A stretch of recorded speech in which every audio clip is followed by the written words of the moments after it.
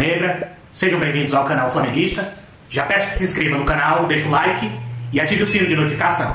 Agora chega de enrolação e vamos pro vídeo. Vamos começar falando hoje sobre a tentativa de eleição dos dirigentes do Flamengo.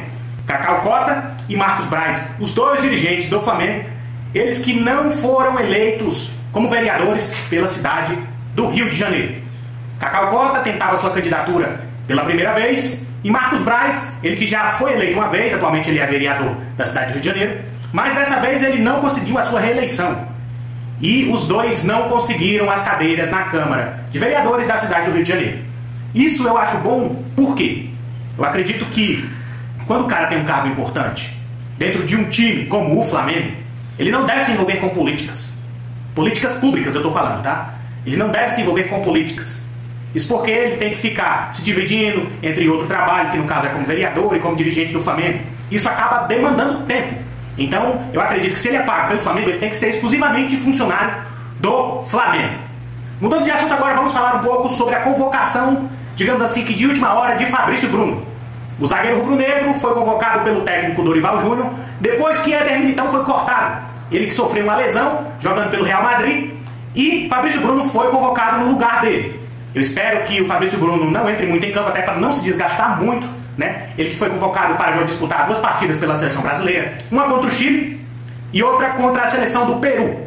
O jogo do Peru vai ser em Brasília, e o Chile, jogo contra o Chile, eu não sei aonde que vai ser, mas o Fabrício Bruno foi convocado para disputar essas 2 partidas pela seleção brasileira. Embora eu ache que Léo Ortiz seja mais zagueiro que Fabrício Bruno, mas Fabrício Bruno é que foi convocado. Mudando de assunto agora também, vamos falar um pouco sobre comentários que o jornalista Mauro César Pereira falou sobre Felipe Luiz e o atual momento do Flamengo. O jornalista teceu comentários falando que Felipe Luiz poderia ser um técnico paneleiro.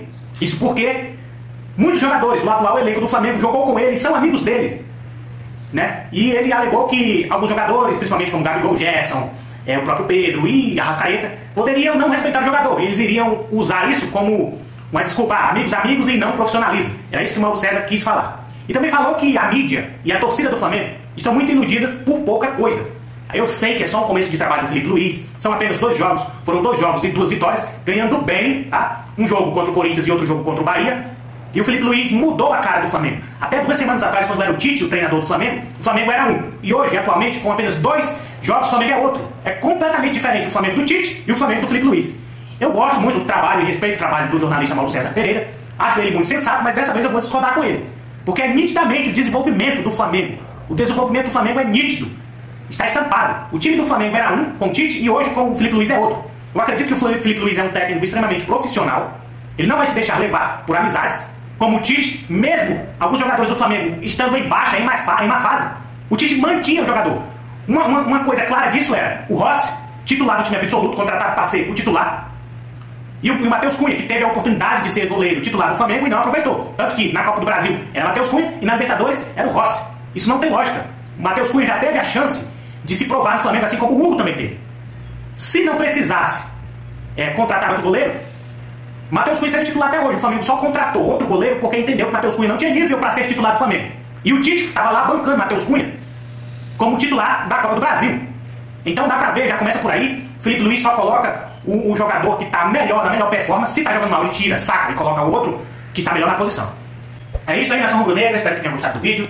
Já deixa o like, se inscreve e ativa o sininho de notificação. Valeu, falou e saudações rubro-negras.